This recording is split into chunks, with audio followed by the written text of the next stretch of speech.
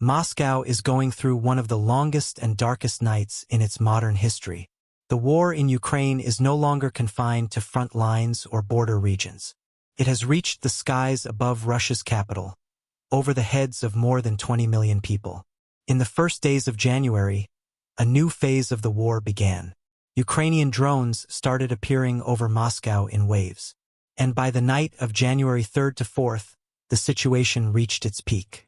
According to independent sources and radar data, more than 200 unmanned aerial vehicles were launched toward the capital. This was not a symbolic strike. This was not a warning. This was an air blockade.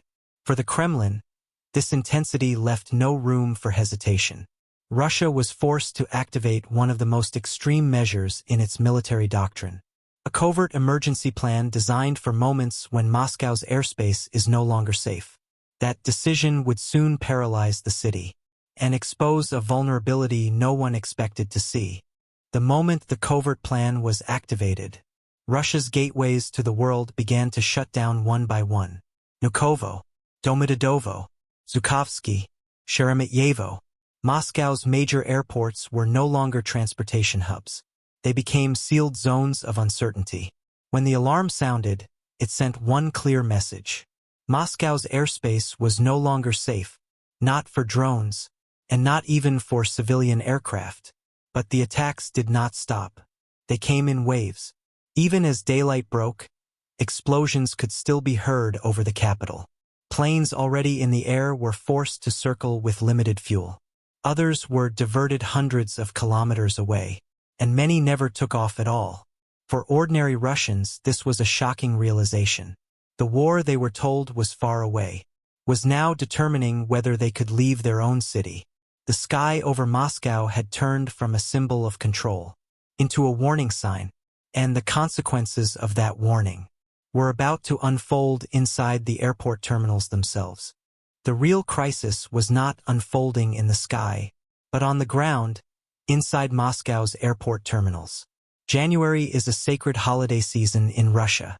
Orthodox Christmas, New Year celebrations, the busiest travel period of the year. And yet, thousands of people suddenly found themselves trapped. Check-in halls filled with confusion. Departure boards showed nothing but red. Cancelled. Delayed. Delayed again. Passengers crowded around airline staff, demanding answers that no one could give. Videos filmed on mobile phones spread quickly, revealing the scale of the chaos. According to reports, nearly 20,000 passengers were stranded inside Moscow's airports within days. They could not leave. Planes were not flying. They could not return to the city. Roads were blocked by weather conditions. Hotels filled instantly. VIP lounges overflowed. For many, the only option was to sleep on cold terminal floors. What was once a place of movement had turned into a waiting room with no exit. And for those inside, the war had finally become impossible to ignore. For many of the stranded passengers, the situation was even more severe than it appeared. Transit travelers were trapped in the worst way possible. Without Russian visas, they were legally forbidden from leaving the terminal. Stuck behind passport control, they existed in a kind of limbo. No hotel rooms, no fresh air, no showers, no beds. Hours turned into nights. Nights turned into days. Airport management was clearly unprepared for a crisis of this scale. Information was scarce. Announcements were vague. But one message never changed on the screens. Flight cancelled. Flight delayed. For these passengers, Moscow Airport was no longer a transit hub. It had become a labyrinth with no exit. Meanwhile, officials celebrated numbers on television. 30 drones shot down, 50 intercepted. But inside the terminals, there was no sense of victory. For the people sleeping on floors, hungry, exhausted, and uninformed, the state no longer felt like protection. Felt like a wall, cold, silent, and impossible to pass through. Behind the human chaos, a much larger disaster was quietly unfolding. Closing an airport is not just canceling flights. It is breaking an entire chain of movement. More than 500 flights were cancelled or diverted. Planes already in the air were forced to land in other cities. Nizhny Novgorod, Kazan, St. Petersburg. Small regional airports were suddenly overwhelmed. Parking areas filled beyond capacity. Runways turned into storage lots for stranded aircraft. Passengers remained on planes for hours because there were no buses, no boarding bridges, no space to receive them. Fuel was burned unnecessarily. Ground crews were stretched thin. But the most dangerous problem was invisible. Crew time limits. Pilots and cabin crews have strict legal limits. Many exceeded them while circling Moscow's skies, or waiting on distant runways. That meant even if the airspace reopened, there might be no legal crew left to fly. One cancelled flight does not stop once. It disrupts the next 10. And for Russian airlines already weakened by sanctions, this chain reaction could be fatal. The financial damage of this crisis goes far beyond ticket refunds. Diverting hundreds of aircraft costs billions of rubles in fuel, handling, and logistics. Russian airlines were already under extreme pressure. Sanctions limited spare parts. Maintenance costs had skyrocketed. Now fuel expenses doubled. Ground services collapsed. Cargo operations froze. Moscow is the logistical heart of Russia. And right now, that heart is in arrhythmia. When Moscow stops, the entire aviation network feels it. Stock charts do not show this immediately, but the consequences are inevitable. Falling confidence, rising insurance costs, operational instability. Airlines like Aeroflot and S7 are facing risks they cannot absorb forever. Yet the most disturbing question remains unanswered. Where are the billion-dollar air defense systems? The S-400s? The Pantsers? How can a city protected by one of the densest air defense networks on Earth be forced to shut down its own airports because of low-cost drones? The answer is not weakness. It is something far more dangerous, a system pushed to its absolute limit. The answer lies in Ukraine's asymmetric strategy. Russian air defense systems were designed to detect bombers and ballistic missiles, not small, slow, low-flying objects. Ukrainian drones are built differently. They use composite materials. They have a tiny radar signature. And most importantly, they fly extremely low, at tree level, between buildings, along highways and rivers. Russian radars often filter these signals out, mistaking them for birds or background noise. The giants cannot see what is at their feet. But the real problem begins with saturation. When dozens, even hundreds, of drones attack at once, air defense computers become overwhelmed. Targets blur together. Response time collapses. Now add civilian aircraft into the equation. Firing missiles in crowded airspace becomes a deadly gamble. A heat-seeking missile cannot tell the difference between a drone and a passenger jet. This creates a brutal dilemma. Defend the sky and risk killing your own people, or shut everything down. Moscow chose the only option left. Ground the planes. This is the logic that left the Kremlin with no good options. If air defenses fire, they risk shooting down civilian aircraft. If they hold fire, drones reach the heart of Moscow. So the state chose a third path. It sacrificed civilian aviation. The covert plan was activated. Airspace closed. Logistics frozen. To stop drones, Russia was forced to cut the lifeline of its own economy. But the damage did not stop there. Electronic warfare systems around Moscow were pushed to their limits. GPS jamming flooded the skies. Civilian planes struggled to navigate. Taxi systems failed. Drones, both civilian and commercial, lost control. Russia tried to blind the enemy by blinding its own city. According to international reports, GPS distortions around Moscow became so severe that flight safety was left to chance.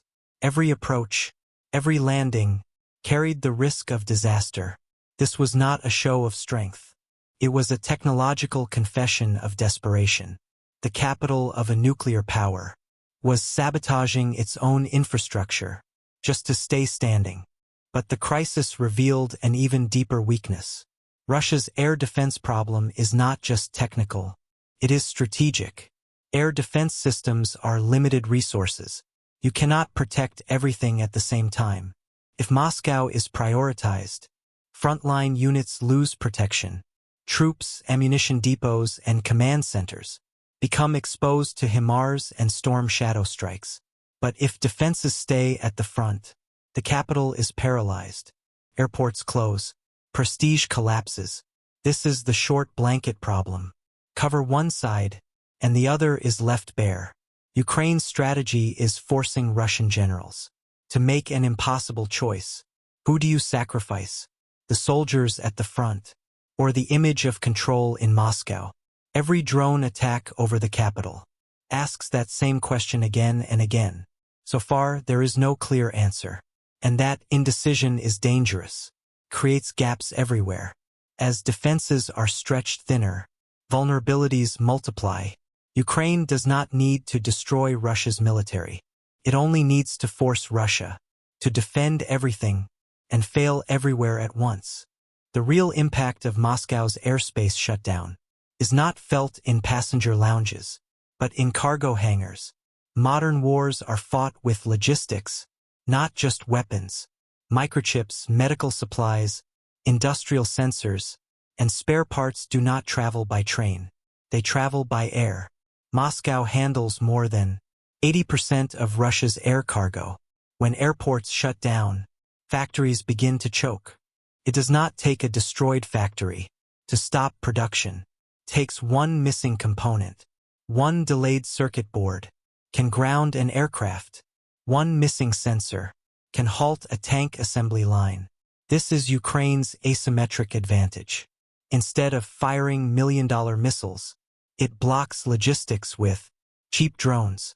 The factory may still stand, but operationally, it is already dead. Russia's economy is not collapsing loudly.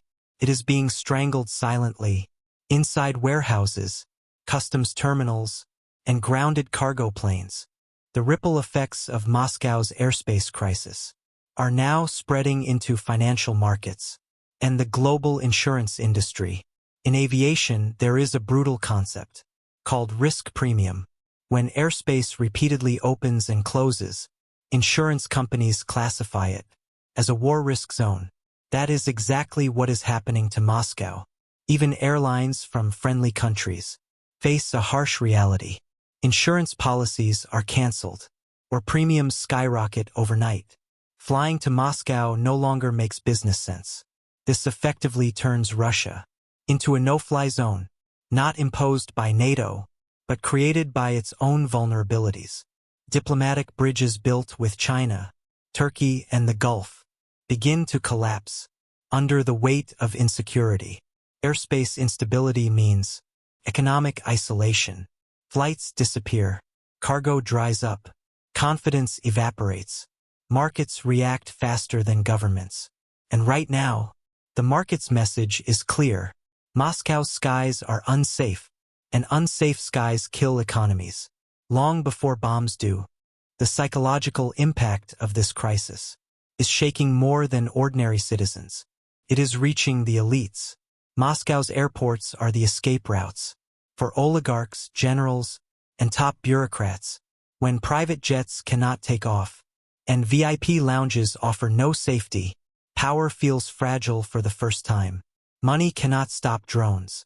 Influence cannot reopen runways. This is the moment loyalty begins to crack. History shows authoritarian systems weaken when elites feel trapped. Every explosion over Moscow raises a silent question. Are we still protected? When fear reaches the privileged, panic spreads quietly behind palace walls. The state that promised security now delivers uncertainty. For the elites, this is not about inconvenience. It is about survival. And when those at the top begin to doubt the system, pressure does not come from the streets, it comes from inside. This silent fear may prove far more dangerous to the Kremlin than any drone attack. The Kremlin's greatest nightmare is not chaos in Moscow alone. It is the spread of paralysis to Russia's interior regions. Moscow is the nerve center. When it freezes, the entire system feels it. Air transport in Russia is not a luxury. It is the glue that holds a vast country together. Delays in airmail, banking documents, and government transfers. Slow central control. Governors begin to notice something alarming. If Moscow cannot protect itself, can it protect the provinces? Confidence in the center weakens. In such moments, local authorities start acting independently. The periphery tests the limits. This is how federal systems strain. Not with explosions, but with hesitation and doubt. Ukrainian drones are not just attacking airports. They are cracking Russia's internal cohesion. A weakened center invites fragmentation, and once regions sense vulnerability, the authority of Moscow becomes a question, not a command. This crisis at Moscow's airports is not a temporary disruption. It is proof of a state under strain. Ukraine has achieved something historic.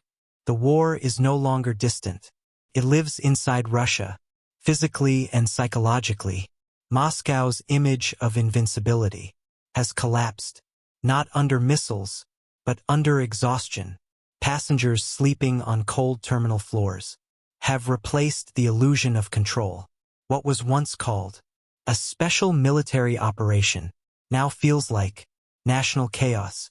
The sky, once a symbol of sovereignty, has become a source of fear. Airspace closures signal something deeper, loss of dominance. A great power that cannot control its own skies loses more than flights. It loses credibility. This is modern warfare. No front lines, no declarations, just disruption, paralysis, and doubt spreading from above. The Kremlin's darkness is not caused by nightfall. It is caused by uncertainty, and uncertainty has no dawn. The closure of Moscow's skies sent a message far beyond Russia, told the world that modern power is fragile. You do not need to destroy palaces to break an empire. You only need to disrupt movement. Airspace control is economic oxygen. When it stops, everything else suffocates. Factories slow down. Markets panic. Elites feel trapped. And allies begin to reconsider. Ukraine's strategy reveals a new reality. Cheap technology can overpower expensive systems. Saturation beats sophistication. Russia's advanced defenses were designed for missiles, not swarms. This mismatch exposes a dangerous truth. Military power means nothing if it cannot protect daily life. A state that cannot keep its airports open cannot promise stability, and stability is the foundation of authority. What we are witnessing is not just disruption, it is erosion. Piece by piece, confidence in the Kremlin is being worn away, not by force, but by failure. Moscow's airport crisis shows us one final truth. You do not need to capture territory to win a war. You only need to paralyze the system. Ukraine has proven that shutting down airspace, breaking logistics, and spreading fear can achieve more than bombs ever could. Russia's power projection ends where control ends. When skies close, authority collapses. The Kremlin may claim victories. Defense ministries may celebrate numbers. But on the cold floors of Moscow's airports, reality speaks louder. A nuclear power that cannot keep its own capital moving is facing a deeper defeat. This is not a temporary blackout. This is strategic twilight. The war is no longer at Russia's borders. It is inside its system. And once fear replaces control, collapse becomes only a matter of time. Backhand index pointing right. Subscribe to the channel WarLogicX and stay with us as we uncover the truth behind modern warfare.